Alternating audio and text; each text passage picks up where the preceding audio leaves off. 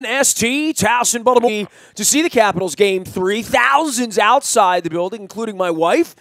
And the Capitals skate off with yet another victory in this series. Ed Frankovic joins us now after a 3-1 victory over the Vegas Golden Knights in Game 3 as we prepare for Monday night and the always crucial Game 4. Ed, they're 2 wins away from winning the Stanley Cup right now. We're going to examine all aspects of all of this, but there is a pinch-me moment for those of us who followed this thing for 4 decades now, right? Yeah, it's been an amazing run here, Ness, and Saturday night just electric at the Capital One Arena. The fans were into it, a lot of energy.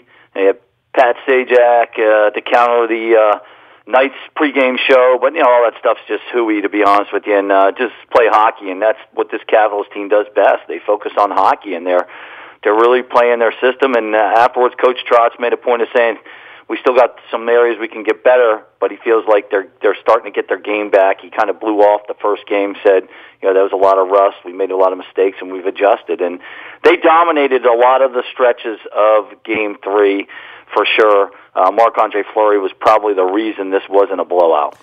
Yeah, we talk about adjustments, and we talk about coaching, and we talk about talent and all of that. I am very far away from believing the Caps aren't among the 5 most talented teams in the league, having watched the tournament, having watched them go out on the ice against Tampa, having watched them go out on the ice against Pittsburgh, having watched them the last 5 years go out onto the ice with, let's start back with the Mike Greens, Ovechkin, Backstrom, Holtby, those guys have always been there, right? I mean, Beagle, some guys that have been a part of this for a while, but the Niskanens, the Orpiks, the additions, even the Justin Williams for that short period that he was around, there's rarely a point, and I should say rarely, I want to say never, have I ever walked into the rink and thought the other team has more talent than them. And I bet Barry Trotz would agree with that, and I bet most people in hockey would agree with that. Now, maybe you would have said the Blackhawks a couple of those years. I would give the Kings, for what they did and what they accomplished during that era. But there was never a time they stepped on the ice with the Penguins or the Rangers or any of these other teams, even the teams they lost to, the Canadians, whomever, where the other team was lopsided, where they had more talent. Dude, when I watch these games with Vegas, I'm not trying to be a jerk and say I wonder how they're going to lose, but the Capitals have better players. I mean, they do. Now, maybe Vegas has some guys on the come, some Carlsons and some guys, but by and large, these were all second, third, fourth line guys that were given away or dealt away or maneuvered away. They were expendable by every other team in the league. And I think when it gets down to the finals and you see where the gas is left in the tank, dude, they don't have anything that matches Ovechkin or Backstrom or even Oshie on a skill level. And not to mention Kuznetsov and Burakovsky when he's going right, not to mention Carlson, what kind of defender he is, not to mention Niskanen and Orpik and sort of the pedigree that they have, even though Orpik has clearly lost a step but has the physicality. I mean, the Capitals are a far more talented, pound-for-pound, dollar-for-dollar team than this team. And I can't get over the fact that in the offseason, people didn't look at this team as being a threat. I think they looked at Ovechkin as being a sleepy, fat, old Russian. And he's clearly not that anymore, right? Yeah, and you and I both chronicled that we thought they were still a contender. I mean, you can still go out to WNST.net and read the blog I posted on July 3rd, 2017, and it says, Cap's still a contender despite off-season losses. There is a lot of talent. I will agree with you. There's not really a time where they walk on the ice and you say, boy, they don't have the talent as the other team, at least not in the Brian McClellan era. There were years there when Adam Oates was coaching and even when Bruce Boudreau was coaching, where I was very critical of General Manager George McVie and the defense they built. They did not have a good defense for several years. They were very weak. They went into that, even in 2010 when they played Montreal and they won the President's Trophy, they had an AHLer, Tyler Sloan, playing in their top, playing their 5th defenseman, and he was a big reason they ended up losing that series. The Capitals just didn't have defensemen back then, but that was the change when McClellan came in and Trotz came in. They got better personnel, and then the culture change. And the culture change is the big thing. When the Capitals have the will, they definitely have the skill, and that's why that's been their mantra. And last season they were derailed by Marc-Andre Fleury. They were probably derailed by some guys' egos. Let's not forget that there were guys, and Trotzy told us that when he would ask them to play with different players, they would resist. They didn't want to. They'd say, "Well, I don't play really well with that guy." And Coach Trotzy told us on March out at Michael's Cafe, when I move guys around now, there's no complaints. It's just, okay, whatever's best for the team. And I think that's the key. They have a lot of talent, and they become a team. And this Vegas club is a team. They've been a team since day one. They've bonded since the horrific events out at Mandalay Bay at that music festival out there in Vegas. And they've been Vegas strong all year. They have a very good team. They have a promising future, and they're battling as hard as they can. And this series isn't over yet, but the Capitals definitely have the high-end skill, and Kuznetsov certainly was the shining star in Game 3. After getting injured, he came out, and he was on a mission, and he made the great play to eventually Ovechkin scores that first goal. Reminded me very much of his 600th goal against Winnipeg. And then the great play by Oshie to block the shot, get it out, and Beagle and Kuznetsov go on the 2-on-1, and that's just a highly skilled shot by Kuznetsov. I watched it several times. Perfectly placed, just over the pad, under the blocker, hits the post, and in. And that 2-0 goal, that really was a big dagger into the Golden Knights on Game 3. So the Capitals have definitely been getting stronger as the series goes on. Vegas' strength is they have a lot of players that play the same way and play the system. So they're fresher. The Capitals are playing their top 3D a lot, especially with Orpik not playing the last 12-25 in Game 3. But Trot says he can feel like the Capitals are finding their game again. He is Ed Frankovic. You can find him out on Twitter at Ed Frankovic. You can find him at Game 4 sitting next to me and next to Ted Starkey. We have been the three amigos throughout this tournament here, and this thing's going to turn back to Vegas, and it's going to turn back to Vegas at 2-2 or 3-1 Caps.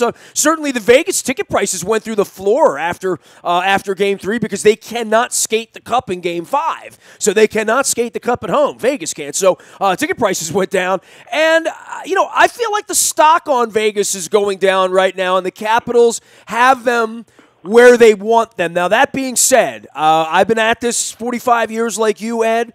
I was, after Game 5 of the last round, I saw for the very first time the phrase Collapitals, right? I've seen a lot of things associated with the Capitals, but I had never seen the phrase Collapitals. And, this would be a pretty monumental collapse, I would think, if they don't win the Stanley Cup with a 2-1 lead at this point. That would be the ultimate sort of insult for all of this. But it really shines a light on how important Game 4 is going to be here at home, and that they leave here up 3-1. I think they've been the better team by and large, other than some sloppy play. And you do talk about making adjustments, and that's what coaches do. That's where they are. The adjustments made by the Capitals after Game 1 to sort of calm down, and I think Trotz talked about that in the postgame on Saturday night, late into the night as well. If you didn't catch it, you can catch it.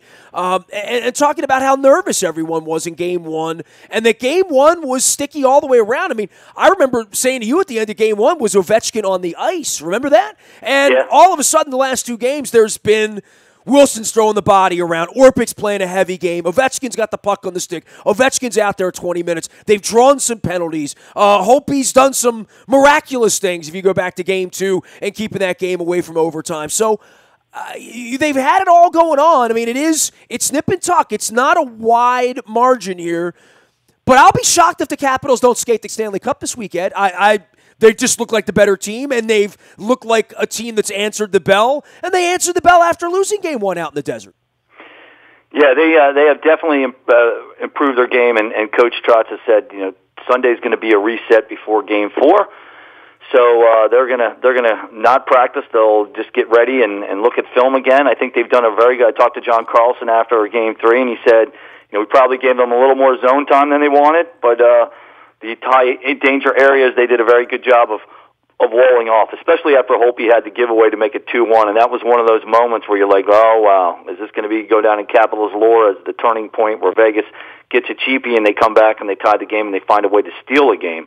And the Capitals' resolve, once again, was incredible. This team continues to rewrite the narrative. They continue to rewrite the 44 years of history of something bad happens and what do you call it, the collapitals or collapse occurs. So, but Game 4 is critical. I think it is absolutely a must that the Capitals take advantage of home ice. They have not done that in this playoffs.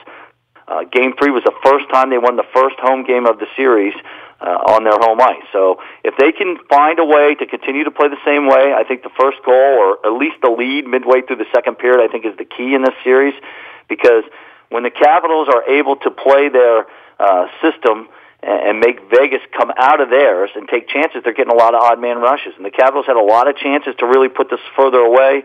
We saw guys hit the post. We saw Oshie hit the post. I think we saw Verana hit the post again.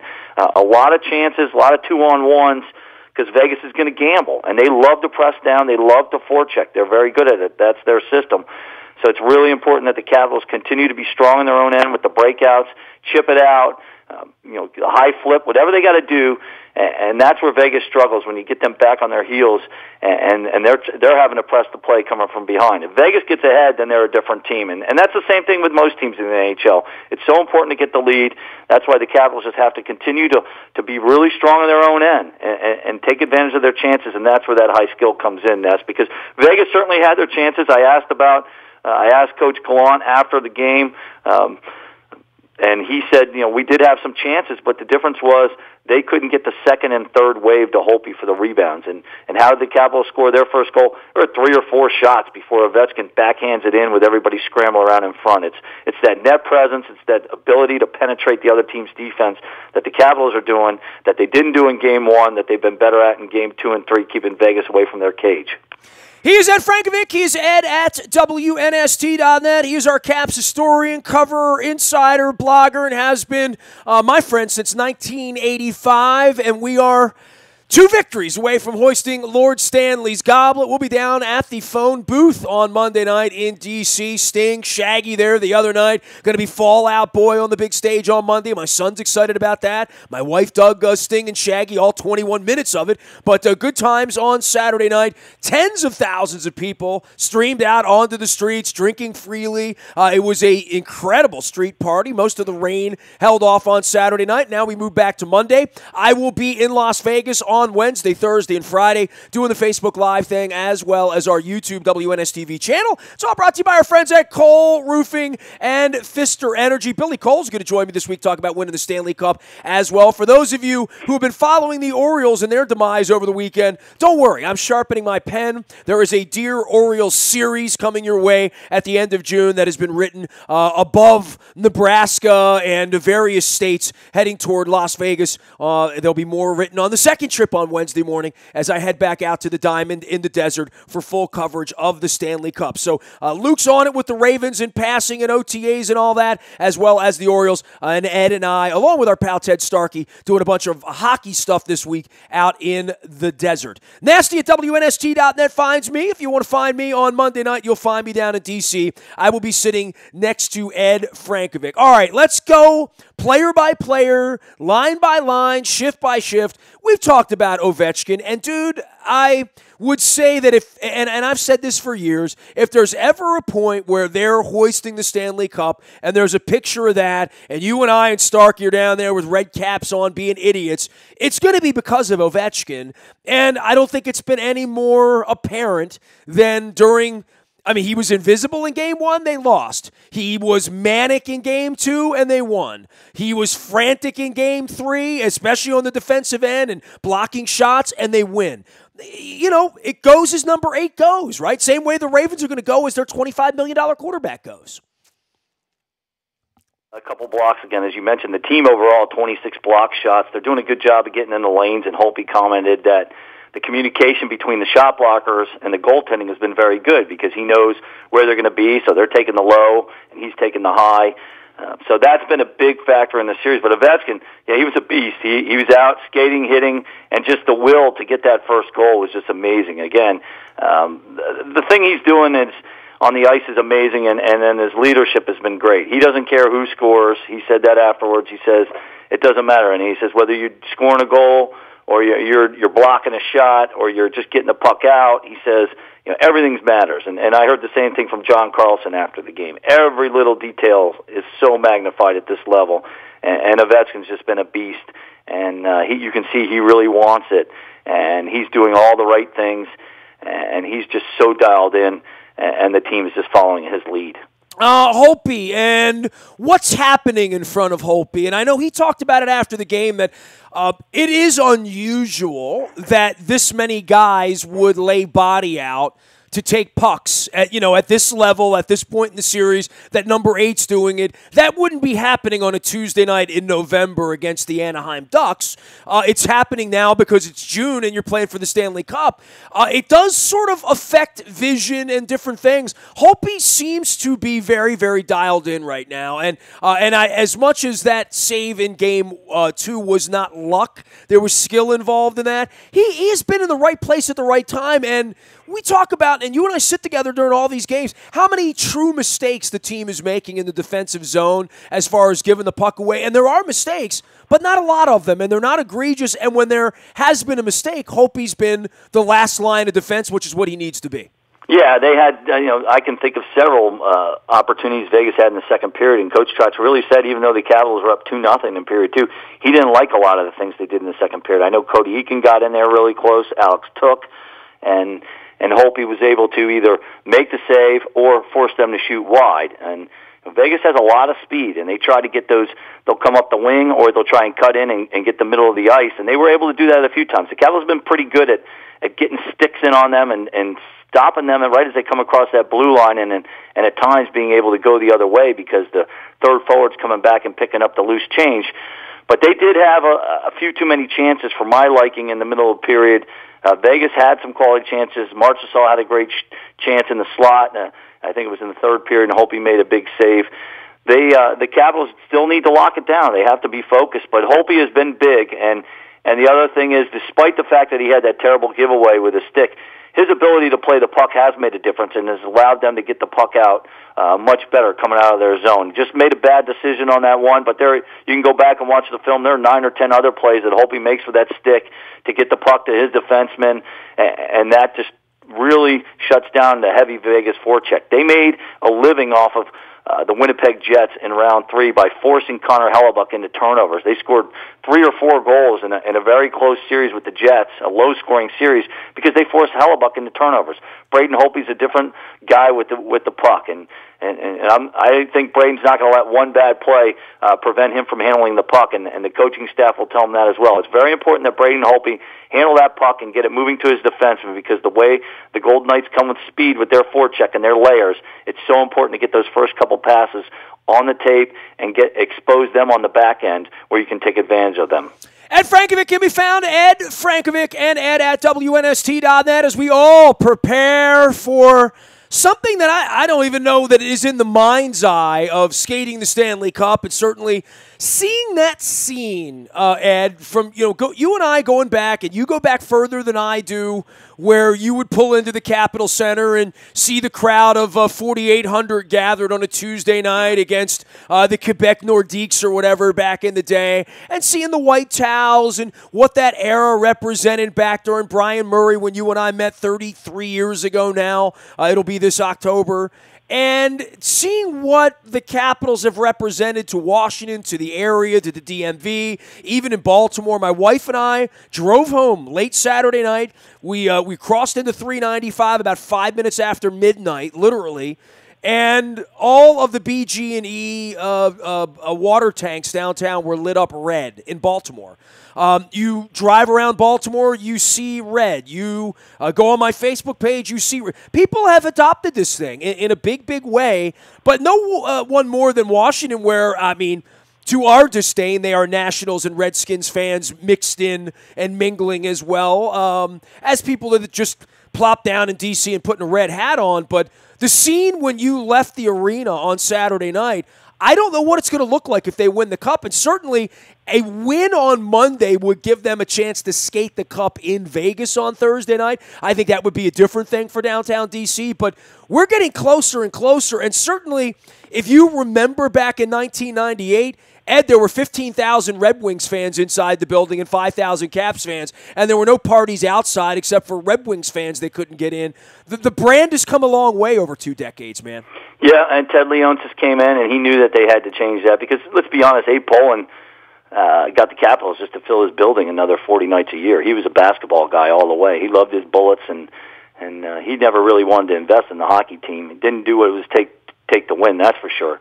Ted Leonsis came in, and he wanted to win right away. And, Ted had some growing pains and with Yager and things along the way, and he was a big driver in getting the salary cap because he knew about the imbalance. I mean, let's be honest. Look at Major League Baseball. I mean, the Red Sox and Yankees are there every year, and because they spend. Now, it's nice that there's some of these smaller market teams like Kansas City, and I know Houston's not a small market team, but you like to see those teams, upend these guys in baseball. But baseball has really hurt themselves with this imbalance, if you will, and hockey was smart, and they got the salary cap. And Ted Leonsis, one thing he's done is once he got Alex Ovechkin, and the Capitals were fortunate to get him because they weren't the worst team that year. It was actually Chicago, and Pittsburgh, Chicago, and the Capitals ended up, and the Capitals ended up getting Ovechkin, and they get Malkin. Now, then Penguins get Crosby, and that's a different story. And then Blackhawks got their guys.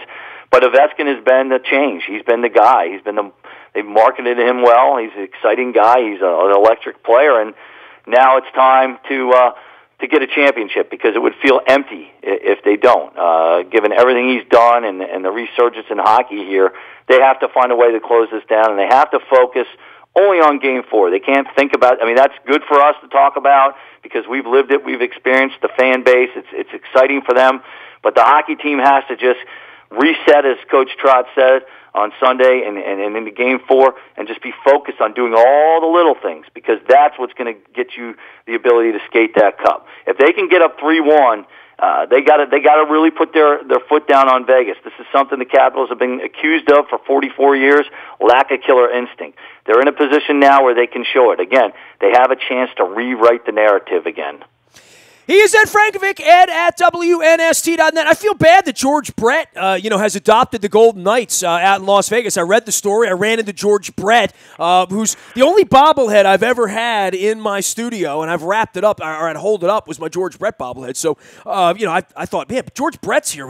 That was very out of context. And how about Washington coming and bringing the Pat Sajak heat, and bringing the Sting and Shaggy heat, and bringing out the celebrity fans and the Bradley Beals and whatnot? The notion that this thing could get as large as it's gotten, especially in the last couple of years where there's always been such gloom and doom. I mean, you talk about the energy in the building, and Barry Trotz talks about the energy in the building, and all of the losing and all of the collapitals and all of the bad things that happen. That sort of bad mojo that's been around the team, that feels like it's dissipated here a bit. Yeah, it's definitely starting to thin. You could feel some anxious energy a little bit in the first period, but I think once Ovechkin got that first goal, it took that away. And certainly when Kuzi makes that great shot to make it 2-0, then you really felt like the Caps had it. And but when Orpik gives that away again, the Capital fans have a long, long memory, so they don't feel comfortable till that horn sounds. But yeah, you talk about all the. I mean, I'm a huge Sting fan. I've seen him in concert, almost 10 times. And I got to watch some of the show actually this morning on replay, so that was good stuff. But Wonder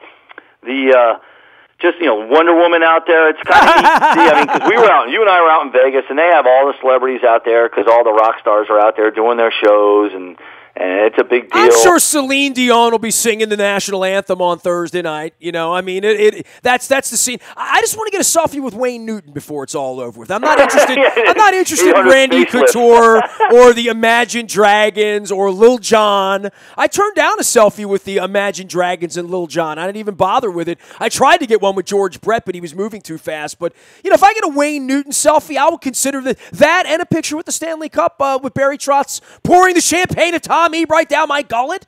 It'll be good. It'll be a good week. It'll be a very, very complete June as I see it. And that's with or without the Triple Crown for Baffert on Saturday, right? Yeah, that's right. We got the horse race. And it was interesting because I mentioned to you when Brett walked by, and you were the one who noticed him. I wasn't paying quite attention. I looked up. I'm like, it's he George owned Brett. the Spokane Chiefs, and they won the Memorial Cup, the big tournament there in Canada every year, the junior tournament, and he owns Spokane Chiefs, so I'm surprised. I don't know why he's a Vegas fan, but what did the story say? He and his son went to a game in October, And it was the second game that they had ever played there, and his son decided to become a Golden Knight. They're in Kansas City. They don't have a team.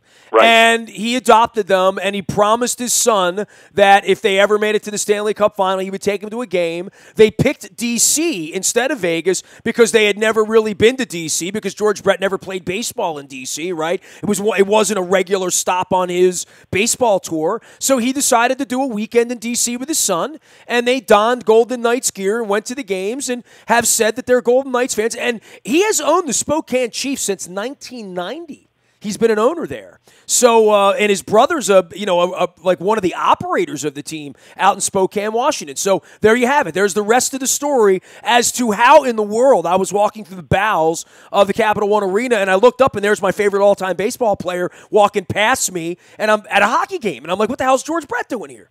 And then that you and Ted, of course, pointed out that he owned a hockey team. So there you have it. So hockey, the good old hockey game, the best game you can name. Even the best baseball players in the world watch hockey. How about that?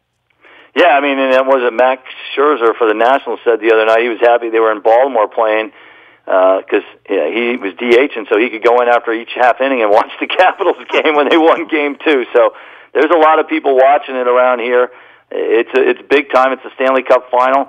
It's amazing that the Capitals are finally there. It's been 44 years, and again, they just got to put their heads down, continue to play the same way, continue to get better, continue to limit the Vegas chances, and take advantage of theirs. Again, as you point out, they have the more high-end skill, and if they can keep their will up and match Vegas's work ethic or exceed it, they're going to come out on top.